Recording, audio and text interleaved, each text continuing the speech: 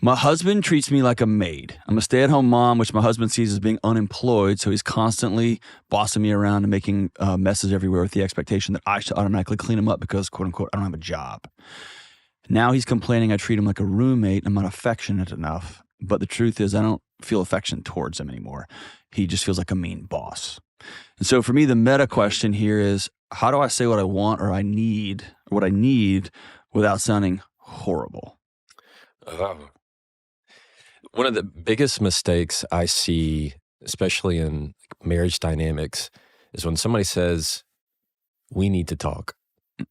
No, I mean, you can text that. Yeah. And nobody likes to get It's off. that That's text. right. We're officially in a fight now. Officially, you officially hate me, whatever that is. Yeah. So if even if you're in the same room, you're texting, you say, we need to talk, period. It automatically goes, somebody's dead, or I might as well be. It's going to be me here in a little bit. What happened? And you're always looking for the worst thing. There is a sense of tension when you use the phrase need to. It's like, you need to go sit down. You need to go do X, Y, and Z. And all we do is get defensive. And like, oh, well, what you need to do is. Right. And so we want to match that behavior. And I feel like it's a way of asserting dominance. Sometimes it's like, you need to go sit down. You need to go watch your mouth. And so anytime you get that, you want to make sure you don't lead with any kind of phrase that says, we need to, or I need to talk to you. It's going to immediately draw out the spikes. Instead, you need to begin with, can we? Can we talk about something that's important to me? Now it says— It's an invitation. Now we say the rules apply to both of us. When you say, can we? So if it is, let's say for this particular caller, can we talk about something that's important to me? Mm-hmm. That's number one. Number two, you need to tell them where that conversation is going. Mm-hmm. I feel like particularly with males, like we just look for, is there a bear in the bush? Like what's going on? I need to know, where is this conversation going? Because if I don't, we're going to cut in, try to fix it, try to solve it, try and like, oh no, this is what you mean. And the spouse says, no, that's not my point. Hear me out. Wait. And we get impatient. Like, can you just get to your point? Instead, it needs to be, and I'm telling you this because I'm feeling unheard here, or I want to walk away from this conversation feeling more understood. Like, you just need to give them a heads up of where that conversation is going. Because too often we don't know what we're talking about until we're already talking. Yes. Yeah, we end up saying stuff that you can't get back. Exactly. Yeah. You don't know what to say until you're already talking. And that's when you go to, no, give me a second. I'm still figuring it out. No, that's not my point. So anytime you're trying to land the plane, it's like you're just trying to find the runway when that happens. It typically is going to make the conversation go south. And then 3 is you need to try and get their buy-in into it. So it would be, can we talk about something that has been weighing on my heart here for a while? And I'm not asking you to solve anything. I just need you to hear me out. Can we do that? Does that sound okay? Is now a good time? And then when you get their buy-in in it, now you're in the conversation, because people don't like to break their word. And if your husband says, I don't care, you got a bigger issue. Yeah. Oh, then you have a way bigger issue. You got to solve this thing. A way bigger issue than the conversation itself. That's not a itself. communication issue. That's not a communication issue. That's a relationship issue. Do people, I've been wrestling with this when it comes to marriage and intimacy. Okay. And get your opinion on it, because it's adjacent to this. I feel like I can weaponize the word need versus want. Right. So like one of my challenges with like the 5 love languages is when I identify a way that it feels good that somebody shows me they love me, then I tell you, you need to do it like this. Right.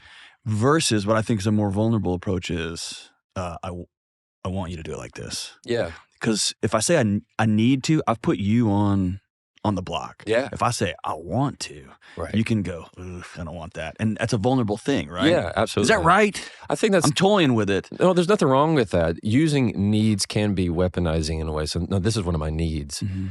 Needs are more personal than they are you can't an argue obligation. I can't argue them. Exactly. And so a lot of the times you can be even more like, and people have problems saying to the other person, describing their needs, telling their needs, asserting their needs, rather than I like using preferences.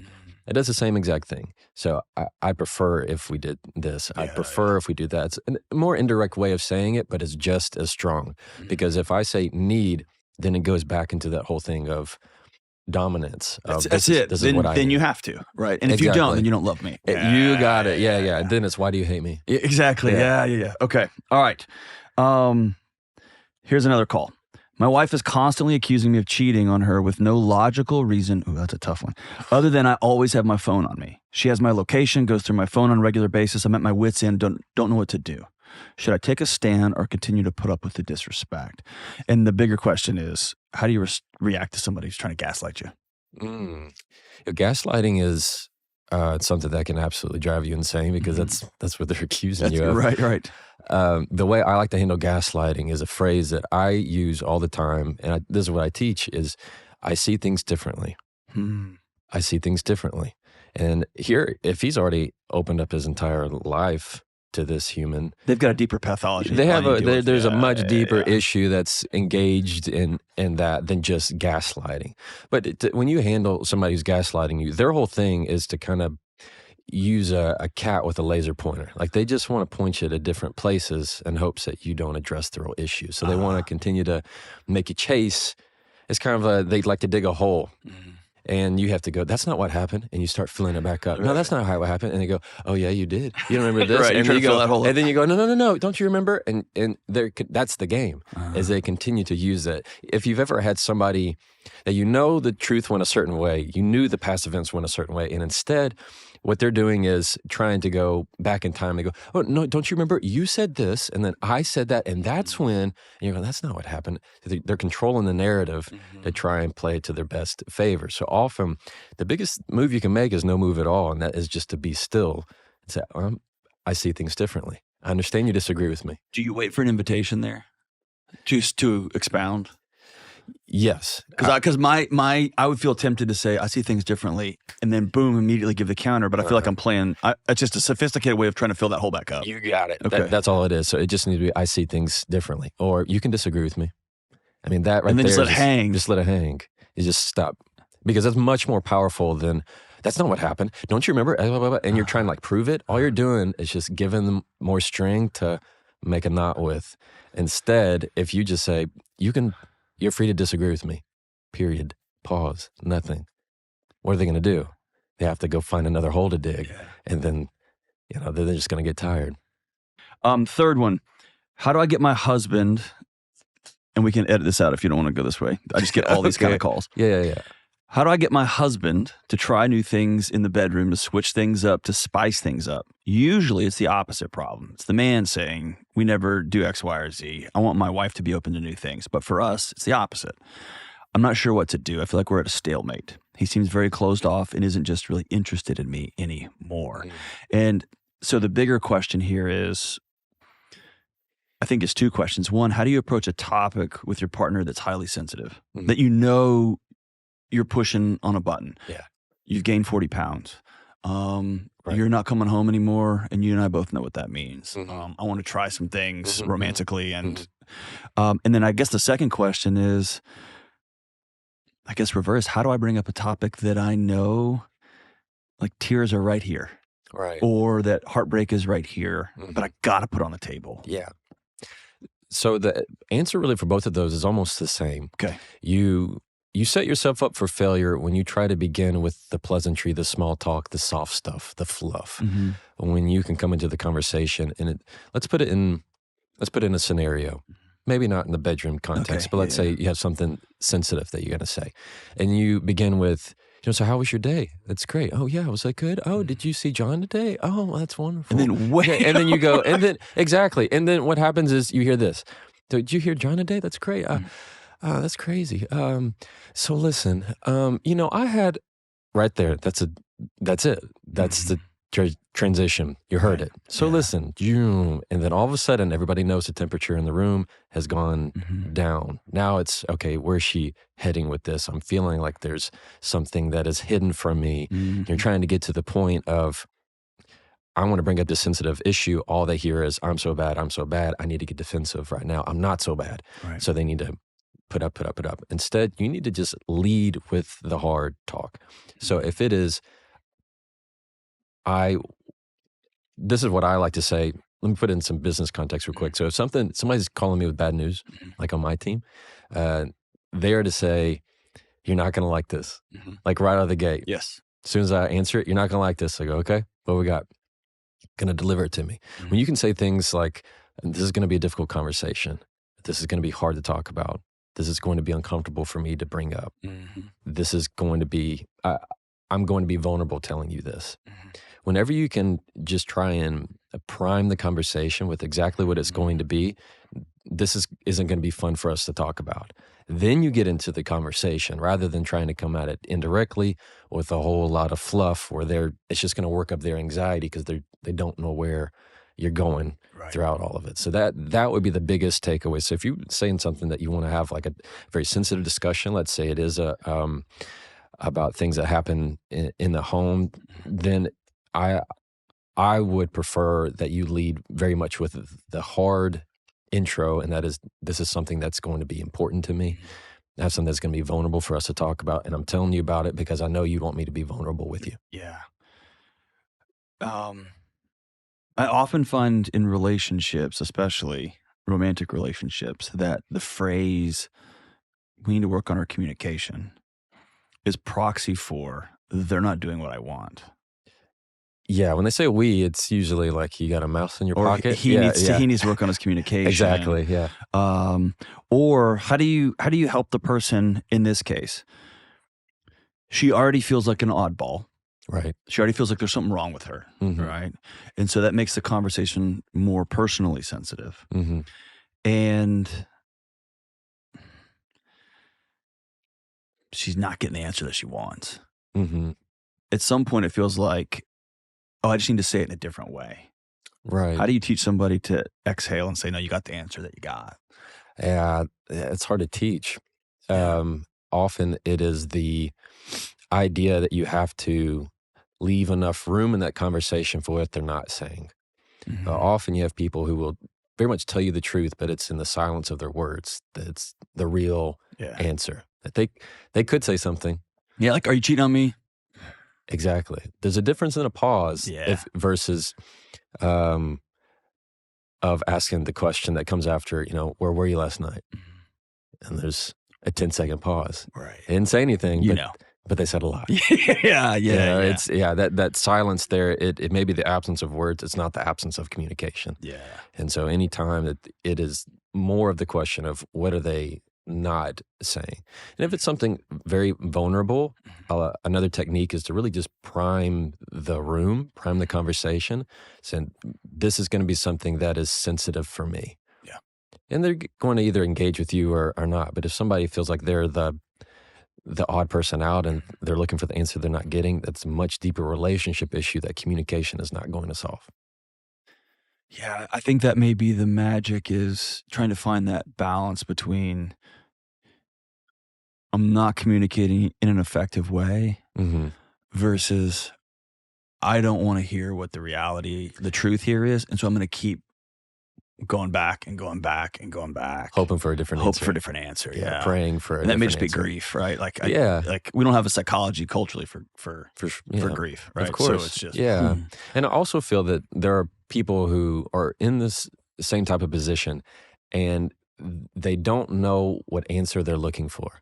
They don't know the ultimate question of what they want answered. Is that because they don't know or they can't handle that answer? Both. Okay. I think some of it is they just know it's a feeling. They don't know for a fact. Yeah. And so they actually don't know the final question of what's the answer that I'm looking for here. They just want to feel a certain way. So most of the time, whenever you find yourself in the same argument, if you haven't heard the end of it, you haven't heard the heart of it. It just going to continue to go around because you're not hitting that root cause.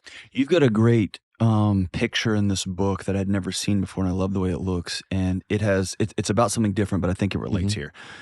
Because really, what this person is asking is herself is, can I stay married to somebody who's not romantically interested in me? Right. Can I stay in this? Yeah. We have an 11-year-old and a 14-year-old. We've been married almost 2 decades. Is this going to be the rest of my life? That's the question they're asking themselves. Yeah. And they keep putting that on the other person. Am I going to stay with you? Am I going to, you help me. Yeah. You have a graph in here where it talks about somebody asks you something, saying maybe, and it has discomfort. Yeah. But then the discomfort just goes indefinitely until this thing happens. Right. And when I saw that, I started laughing because I'm so guilty of saying yes to a speaking event and then being mad for the next 2 months at you for asking me, and I said yes. Right. But then you had the next picture was saying no and having discomfort high and then falling off. Exactly. And there's something about you're going to get the answer, should we stay married? Yes. And if you keep looping like this, you've been married 17 years, it may be 30 years when this thing finally dissolves. Exactly. And so you've lost almost 15 years of your life. Right. Just waiting. Right. Waiting. And so how do you teach somebody to get to the question they're actually asking? That takes a lot of inner work of writing it down. I mean, that's just, it's plain and simple. There's a difference between distilling, keeping it in your head and actually getting it on paper, because that's going to make it much more tangible of what am I asking for? What is the question I need this person to answer, rather than what is the feeling I can convince myself that they're giving me. And it's a big difference every time. I've never considered that, dude. Huh. That's a fascinating take, Jefferson, how often we go into a conversation, especially a difficult one or potentially difficult one, and the answer is secondary. Yeah. I want to feel a certain way when this is over. Exactly. And no other person can give us that. Right. And so if I ask you, are you cheating? And you say no, I expect to feel better. Yeah. I'm not going to feel better. No. Because I wouldn't have asked that question if I already Exactly. felt good about our relationship. You got it. Or you say yes, I'm going to feel. And so there is no way that conversation can win. Yeah, absolutely. So if you ask that hard question, are you cheating on me? And the answer, and the amigo go, no. The answer to your question, that didn't make you feel any better. Because you weren't looking for a conversational answer. You're looking for a feeling. You got it. And so you got to extract that out. Yes. And so the person can't give you feelings. And that's all something you have within yourself. I can't make you feel a certain way. Right. You know that conversation. Yeah. And so it's the same thing when they answer the question, but yet you still feel it. Like I need that feeling. I need that vacuum from you. Give me all the feelings where I feel comforted. Yes, let me feel good and safe and secure. You're not going to get that, not in the way you ask that question. Dude, that's profound. That means I would almost recommend somebody hold off on what I would say like the buck stops here conversation. Yeah. Until like you write about eloquently, until you know exactly what you're asking. Yeah, and how you want to feel after it. Yeah. Because it can be, even when you get the answer, it can feel very hollow. Yeah. Because they're not going to give you what you were looking for. It was the feeling you were chasing. Okay. I'm going to have to stew on that one because I think that's a huge chunk of the marriage conflicts I enter into sitting with people is I wanted to feel a certain way. And it's like, what? Yeah. I want you to feel like you're connecting with me, be on the same page. But it's like, I'm answering your questions. There's no answer I can give you to help you feel. I answered your question. What are you talking about? What are you wanting from me? Yeah. If you enjoyed that clip and want to see the rest of the conversation, you can click right here. Or if you want to see the latest episode of the Jefferson Fisher podcast, click right here, and I'll meet you there.